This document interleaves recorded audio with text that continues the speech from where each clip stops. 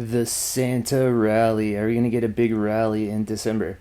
Yeah, I actually kind of think we will, but not at all probably in the way that people expect. I have some cool charts on this one. Please like, share, subscribe, whatever, if you want. Now, let me go back. Let me go back a minute. This is the S&P. All right. And here is what we have shaping up. And this is really cool because we have jumped on a downtrend line here from Volmageddon, stabbing down, right, to the 2018 crash, COVID crash, right?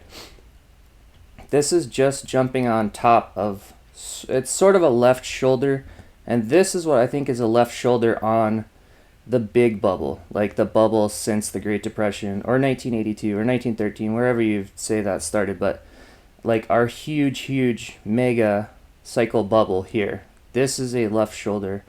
And this, what we just did here, I think we are in a topping process, but I don't think, this isn't the top. This is a left shoulder that we just jumped on right now on the little bubble since 2018. And you can see, not 2018, 2008 crash. You can see the bull channel that we've been going up since the 2008 crash here. So let me just go in, look at this. I got to show what I think the general market is doing, and then a couple of maybe weird plays that I'm looking at. If it happens like this, yeah, okay. Not investment advice, because I'm about to do some weird stuff that no one else should try unless they're a crazy autist like I am. All right, so what we have here is a false breakout for one here. Don't ignore that. That's important. A false breakout means we want to go out of the top, but what are we going to do before we go out of the top? And then also, it looks like we have just jumped on top of a downtrend line and got a bounce, right? And, well, I don't even have to go looking for another chart for an example of what that looks like because we have a giant one right here. This is exactly what it does. You jump on top, you bounce into resistance, then you pull down, maybe break it a little, right? And you bounce.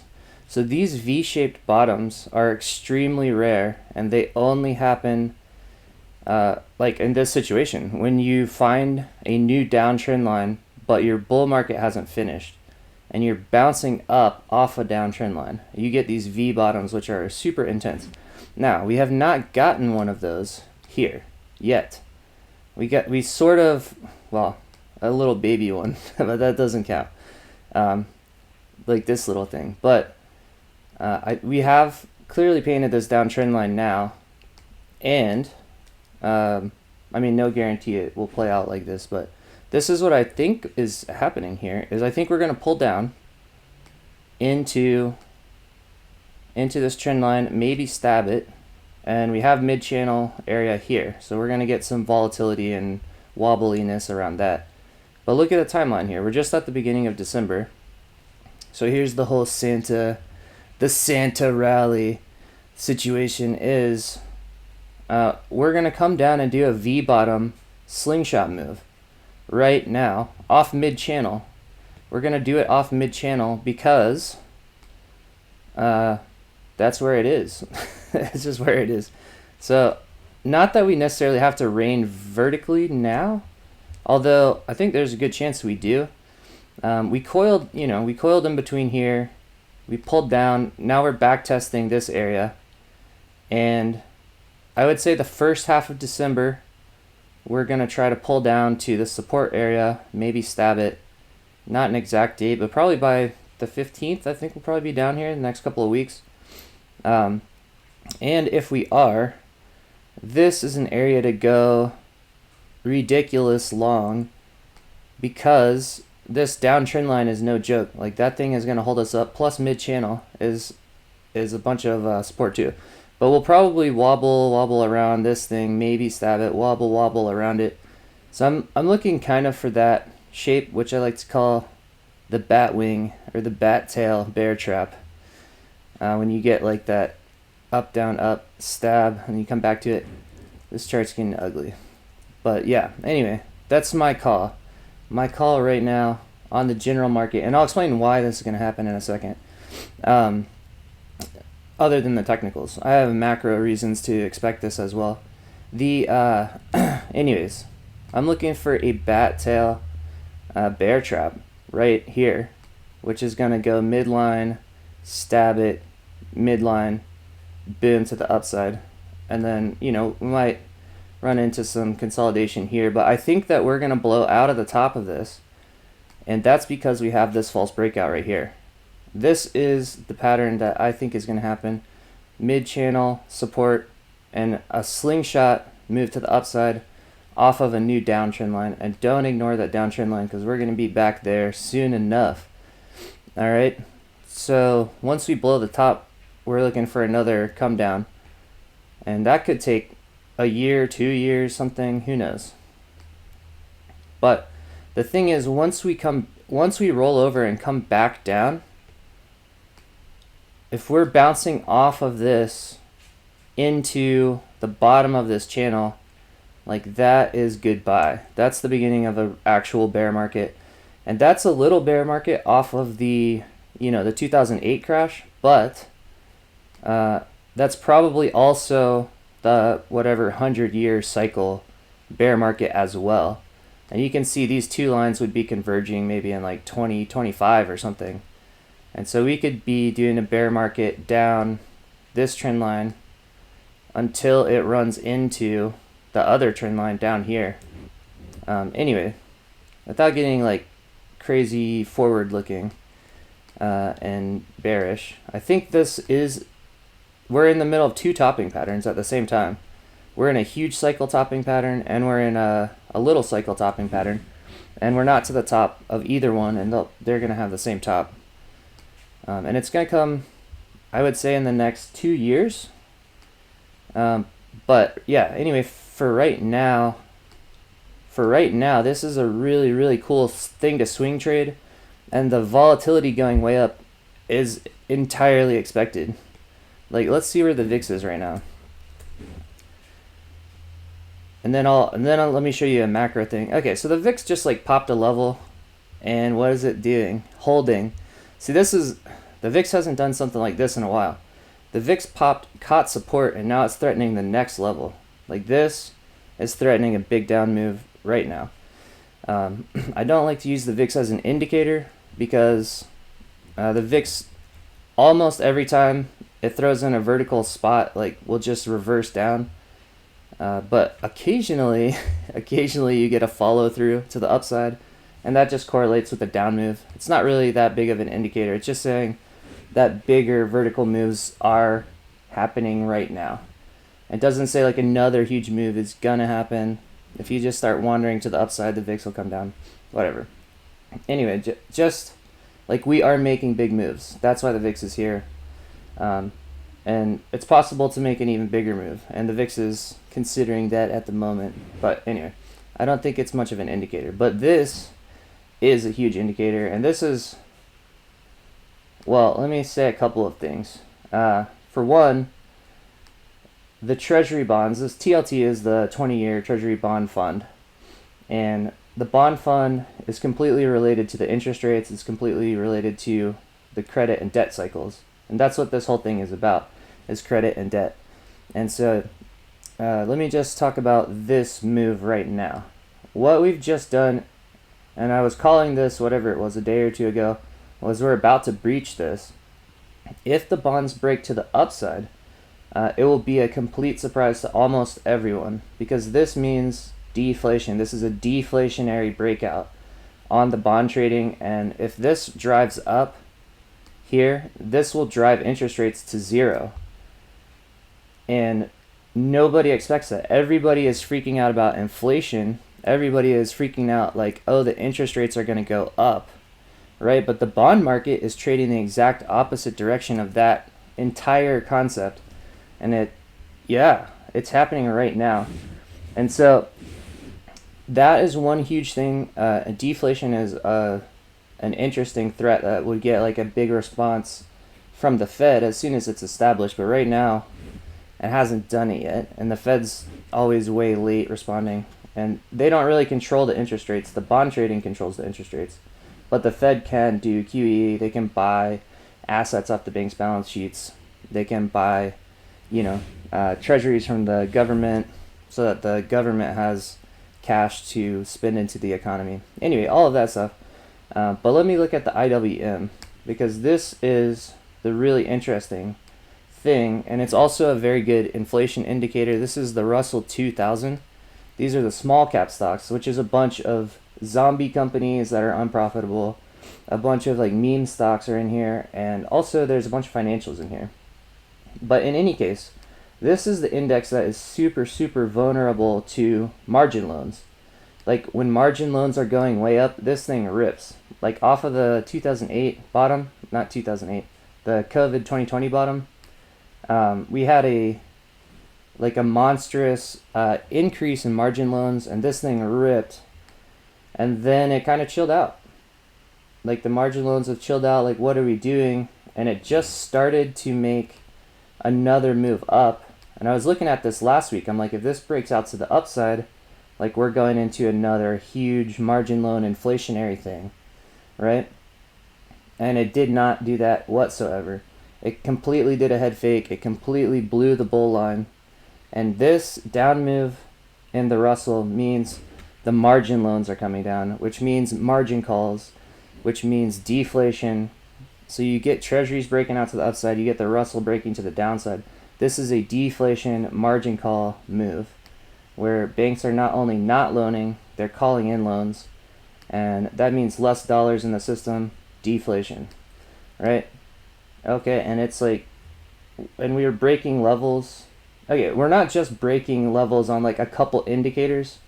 Like I can flip through like 20 or 30 charts here where there's bull structure set up. Like we're breaking the bottom bull structure of like 30 stocks right now. Like individual stocks, indexes are doing crazy stuff, breaking levels. Anyway, this is a key thing that's happening right now. And just to go back to the S&P and talk about sentiment, look at this mess. When this happens exactly like this mess, you can, whatever, hit the like button. So, yeah, this is pretty wild. But the thing is right now, people are not crazy euphoric saying like, oh, the market can never come down. Oh, the economy is fine, right? Right now, people are like, oh, the economy is scary, right? And they're terrified of a down move. So like when we get this little down move, people are going to freak out. They're going to start selling everything. So I'm just trying to swing trade this thing, but this is why I don't think we're at the top. One of the big reasons is that people are going to get super scared, and they're super skeptical still of this market going up into like bad economic conditions and bad news. We're getting more like scary news, blah, blah, blah. Anyway, it has nothing to do with the news. Like this has everything to do with the financial system and margin loans and the debt cycle. The whole thing. But we're about to get a deflationary reduction in dollars, basically, which moves the stock market down. It's just like that simple. But as soon as we come into support here, that's going to reverse, is what I'm expecting. It's going to come down and reverse. I mean, this is just like what I think is going to happen. But like, if these lines get busted, we'll look at it again. But right now, this is what it looks like to me. And there's pretty good lines that we've been respecting forever. Well, I mean, there's lines that have been respected pretty well for like 13 years, but like this downtrend line is key for swing trading. Like where is the tops, where is the bottoms? So try to get this line perfect, and it actually needs to be tightened up. I think I knocked it sideways slightly when I was dragging it. Anyway, that's the call on the S&P, but let me look at some specific plays. Another thing that I was looking at last time is the Bitcoin trades opposite of the treasury bonds, right? So not only is it a deflationary move, if this breaks the upside, which it's doing right now, Bitcoin is sitting here coiling, looking at treasuries like, what are treasuries going to do? But this last move on treasuries, which was also kind of a shocker, like this move on treasuries resulted in this crash on Bitcoin. it's the same thing. Like Bitcoin trades opposite to treasuries, except that Bitcoin's like 100x leveraged, like what the move on treasuries would do. It's a much smaller market and much more leveraged. So it's an inverse play to treasuries, and so like I think all the Bitcoin people are gonna get a little shocker. Like I'm out, completely out, just trying to watch this thing and figure it out now, because I think we're topping out at the bubble area. I think there's plenty of room for Bitcoin to run a little bit more, but if treasuries crash, like Bitcoin is not going to ignore that. I mean, if treasuries rip, to the upside, Bitcoin is gonna crash again. It's just gonna crash again.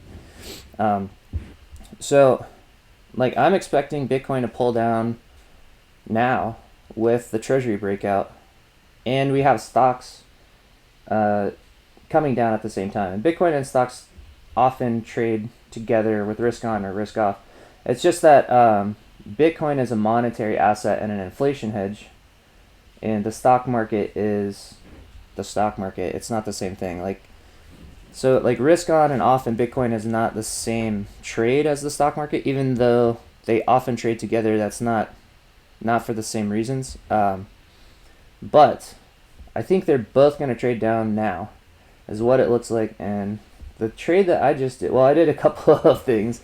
I have like a just like a stock account at work that's like a retirement thing.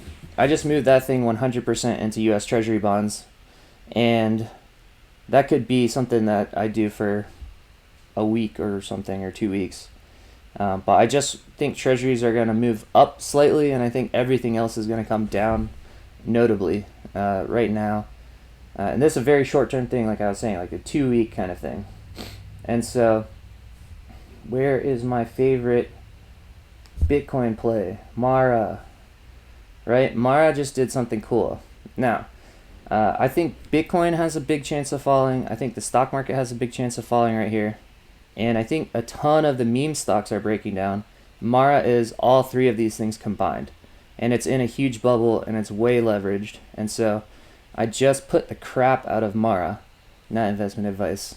But I want to look at, here's why it's a bad idea, and here's why it's a good idea, and how I'm going to trade it. Because we picked up this bull line on Mara a long time ago, but we have broken under it, right? And we've done this kind of move where you pick up a downtrend line and come under a level. We did it right here. Same thing that we're doing now. See, we blew the bull trend line. We picked up a downtrend. We came under a resistance level. We did that right here, right?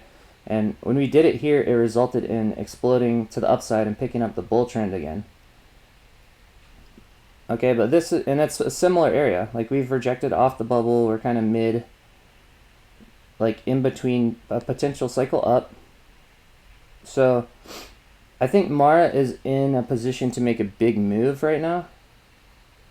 And I think this move is going to be down. I think we actually blew the bull trend line this time. And I think we, not that we come like all the way down to support, but I think Mara has a big chance of a big down move for any of the three reasons. Like, meme stocks are falling. Bitcoin could come down because of the treasury trade, and the stock market is topping out and rolling over. Mara could do a triple like leveraged move to the downside. But in any case, you can see that it just hooked under resistance here, and it's already releasing. That's like a perfect trade entry on that. I got it like right on the tail, like right here yesterday. Maybe we'll see if that's a good trade entry or not, because you can see that it picked up this downtrend, and it's a super sharp angled downtrend, which is way dangerous. And if we release to the downside, then this bull trend line is permanently busted. Like, we're out of there, and you got to figure out what it's doing after that. But like, this thing's capable of like making a huge rip, and you can see the levels where it is, like 50, 60 can turn into like $5 to $10 in a hurry on this thing because it's so leveraged. But if we start swinging through this downtrend line, start trading out, and if we get on top of this, not only trade completely out, I'm gonna like consider going bullish, because you know, if we do jump on top, that's a huge move to the upside. Like, that's up into the hundreds. I don't know that I would go long. I think I would just trade out of it and figure out what else is going on. But right now I'm positioned for this thing to just like throw a huge candle to the downside, and I'm prepared for Bitcoin to. Well, the last time that treasuries went bullish, Bitcoin did it did like a delayed move down. So I think Bitcoin is just kind of coiling and watching the treasuries right now. But anyway, that's sort of a play on the Bitcoin and the stock market and the memes that I think kind of all comes together in that one stock. That's a cool play that I'm looking at. And then here's my like long positions that I want to do if it sets up. Like, I think these two will be really cool. And one of them is bleeding obvious, and the other one nobody knows about. But if we crash down here and everyone's capitulating and everyone's freaking out and they're talking about new viruses and blah blah blah blah blah whatever,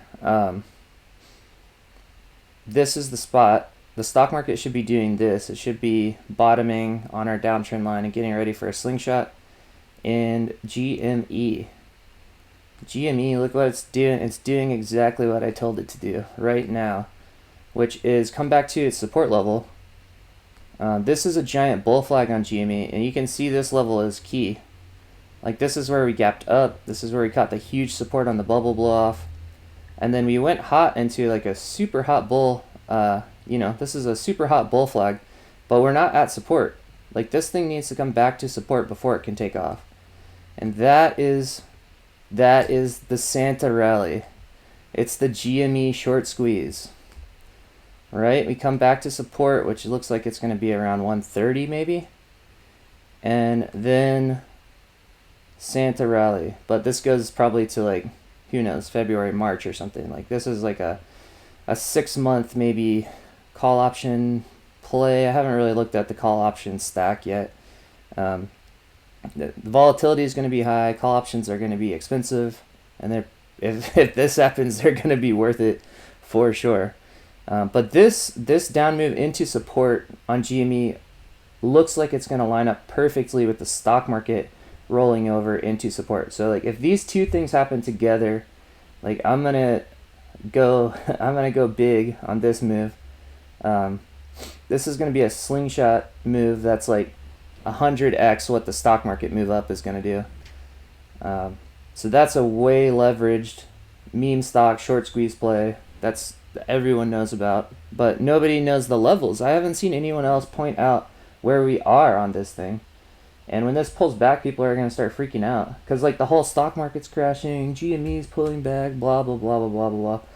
But I have the exact freaking levels right here, and yeah, hopefully they're right if this happens, because making a bad entry on call options can be dangerous. Alright, so that's GME. The other one, if you're watching my channel, you know the other one I'm going to tell you. But this is the only other bull flag on like any chart that I like, and this is coming down into a support channel right now.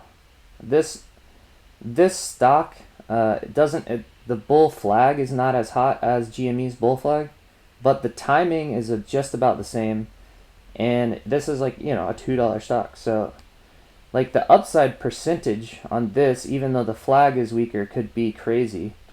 And you can see here, this is a super super hot channel here, and I mean that correlates with $40. And I've done this on a short video, but this thing could go from $2 to 40 on our Santa rally or whatever. But that's, again, it goes out into next year, February, March, April, something like that. But I mean, I don't know, like, what a call option entry would be on this.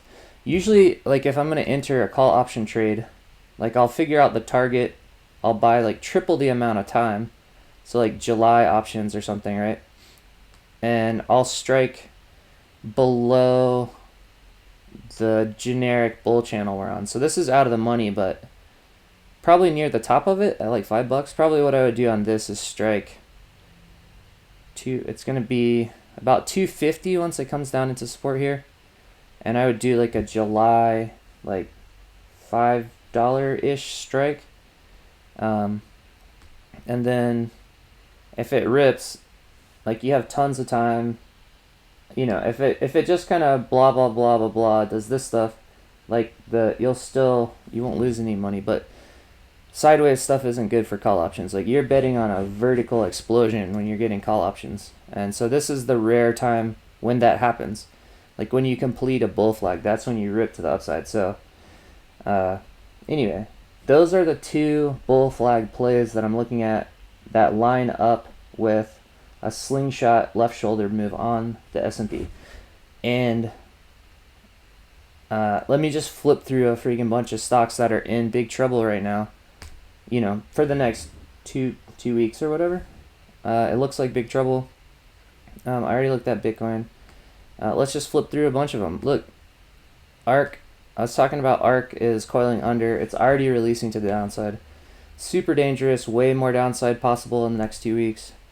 We have a bunch of these sort of EV and lithium stocks that started pulling down through what I thought was going to be a good support level.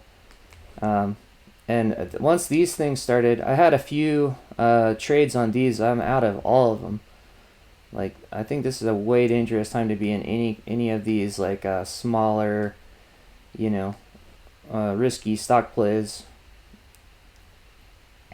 You can see, like, the bull channels, like the long-term supports or, like, whatever support that they're on. Like, it's not only breaking the support, like, it's breaking down inside of, like, the channel it was trying to break out of. So this is way dangerous. I mean, it's just, like, chart after chart after chart. Like, these things are breaking through their support levels, and they're breaking underneath, like, the bear channel, even the bear channel. Like, the downtrend isn't even holding. They're going lower than the downtrend. Yeah, and this one actually, I think, has, like, teleport to the downside potential. Like, this one could teleport from 2 to 1 to even, like, down here. I have a short on this, and so far it's losing because it rallied over here, but I think this guy has, like, just very wild downside targets that are possible. Not that it would do it right now. I think it's more likely this thing kind of just holds a bearish trend, and then, like, a stock like this could crash way hard on the actual top of the bubble, but I've seen some other stocks, like, teleport to the downside recently. This one's capable of doing it right now. Yeah, Blink is not in trouble yet. This guy's not in trouble yet. He's still on the bull area, but there's a lot of stocks with similar charts like this in the lithium and EV space that are breaking their levels, breaking the level, breaking the bear trend, breaking the horizontal support. Like, that's scary. Yeah, look, I mean, just, like, leaving your bear channel to go down and coil under. Like, you know, it could rally from here, but it just looks awful. It looks terrible. Battery metals, whatever. Yeah, GME is a bull flag. One of the only bull flags in the entire world. Alright, ANC, not a bull flag. This is a series of bears. Bear flag, bear flag, bear flag, bear flag. Rip. We're gonna get another bear flag. ANC and GME are not related. ANC is bear flagging. COS is bear flagging and ripping. GME is the actual thing. Upstart, this is a thing that is probably a similar look to, like, the IWM, although this is in the NASDAQ. You know, this is like a small lending company that hates the treasury moves right now. A treasury move to zero interest rates makes banks, like, entirely unprofitable. So, like, this thing is obviously making a scary down move, and there's just not enough technicals to, like, have a good technical setup on this thing. But man, I don't know. Let's see. I can't really find, like, a good line on this. But Upstart obviously is breaking its channel. There might be, a bearish channel somewhere around here, something like that. Anyway, this is another look at like the, banking sector, treasury breakout thing. That's more related to that. MicroStrategy. This is a similar kind of chart as Mara. These two kind of trade similar, but this one doesn't quite have the technical trading structure that I see on Mara. But this is a good thing to look at. Like if this is coming into support and looking like it's holding, that might mean the Mara trade doesn't look so hot. Because Mara looks like it's breaking down underneath important stuff right now. So yeah, take a look at those. Oil, a little bit more complicated. I think oil just completed its 5 wave. I mean, it went from minus 40 to 80. The futures contracts went from minus 40 to 80. But, there's the whole idea that oil can never come down. Everybody's saying it can never come down.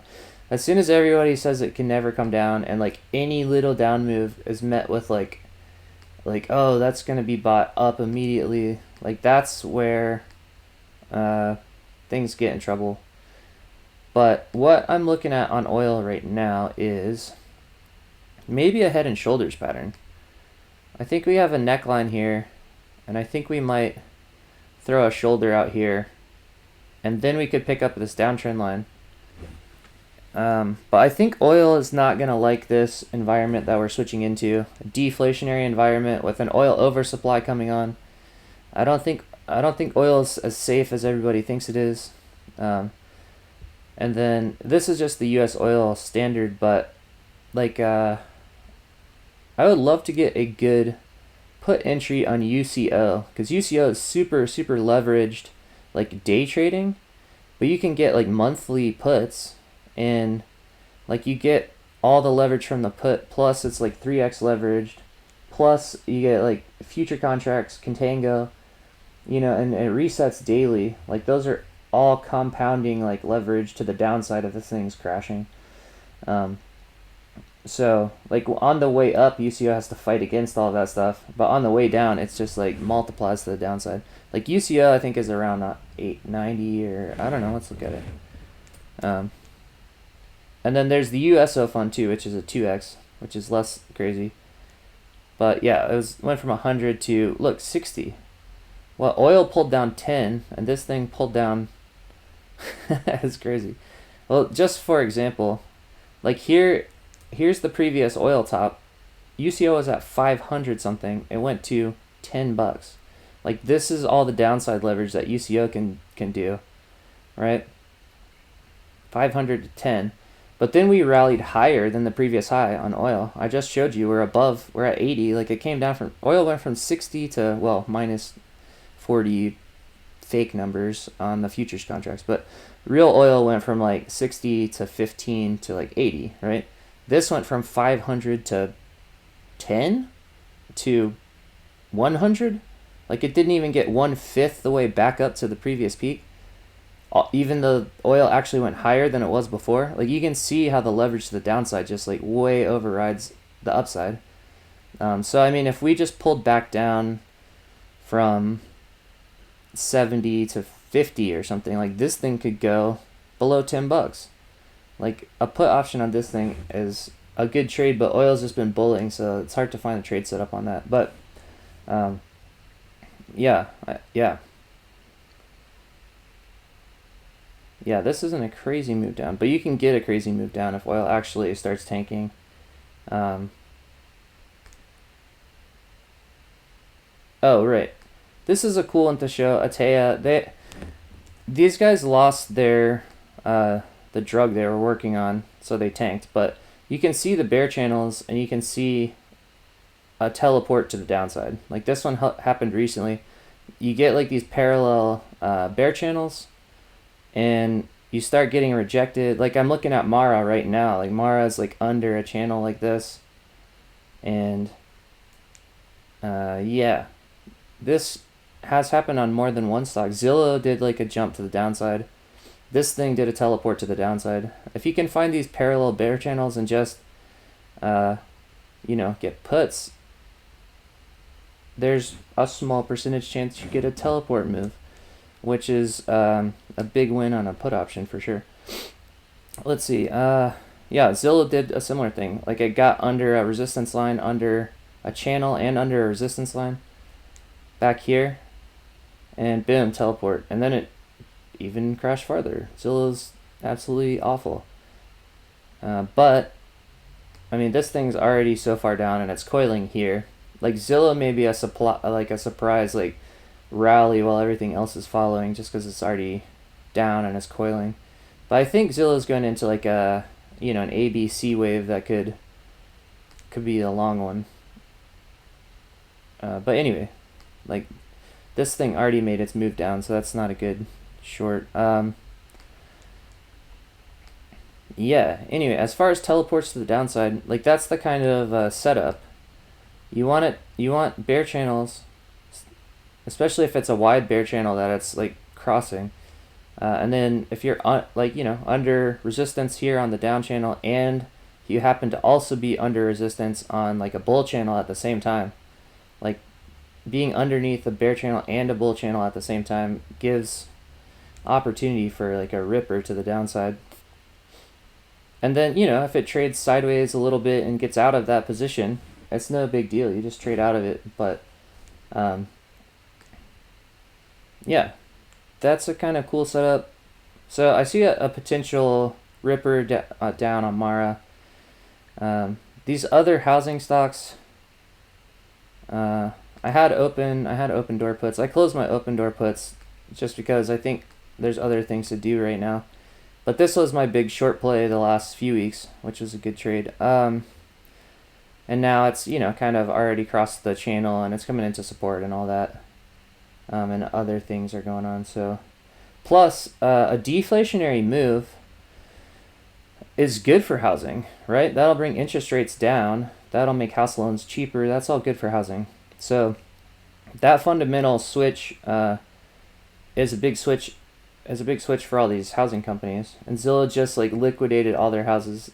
That would be probably really bad timing if they did that right before a big deflationary move. Anyway, that's an interesting thing. Like, housing is one of the only things that looked sketchy for the past month or two, and now, well, we're having a switch. We're having a little switch. All right, so this thing has run on probably long enough. Let me know if there's anything else going on. The dollar breaking out. This isn't interesting. Let's look at the dollar for a second. I like to go back and check out the financial crisis, because you can see in 2008 the dollar came down. We're in the 70s, right? But we've been bulling since 2008 the whole time. Like, the dollar's been bulling and the stock market have been bulling both since 2008. But the dollar and the stock market sort of swing. They sort of swing opposite to each other, but bull. They both bull. So the dollar right now trying to make a big bullish move to the upside would mean the bullishness on the stock market would be decreasing at the same time. But I know a lot of people are talking about like dollar up moves should crash the market because it's swinging inverse to the stock market. I've said stuff like that before, and it's not correct. Like, the dollar and the stock market just bull. They bull inverse to each other for now. But if we switch into a bear market, I don't know what that fundamental would look like. But in any case, an up move on the dollar is definitely not good for the stock market. But it's not like that's threatening a crash. But it's still a good indicator. It's just not it's not an indicator of a crash. It's just like up on the dollar is weaker for the market, I guess. Something like that. Gold and silver in deflation. Well, you know, gold has been bearing the whole time. The whole time that we've had this huge inflation discussion. The last 2 years, everyone's been screaming inflation the whole time. Gold should love that. Like, if it's really inflation, gold should love it. But people are like, well, Bitcoin is absorbing all of the money that would have been going into gold. Yeah, I don't know if gold's a great indicator because that's all complicated macro with Bitcoin involved. But I would say if you see treasuries breaking out to the upside and gold breaking out to the upside, that's deflationary. And Bitcoin is not going to like that at all. Yeah. Yeah, so that is kind of the idea for now, is 2 weeks of deflation. Is that what this amounts to? 2 weeks of deflation. That's what I'm calling. Happy trading. And hopefully, we do get a Santa rally to the end of the year, out to, who knows, February, something like that. Yeah, mid-December to February is the Santa rally. All right. Happy trading.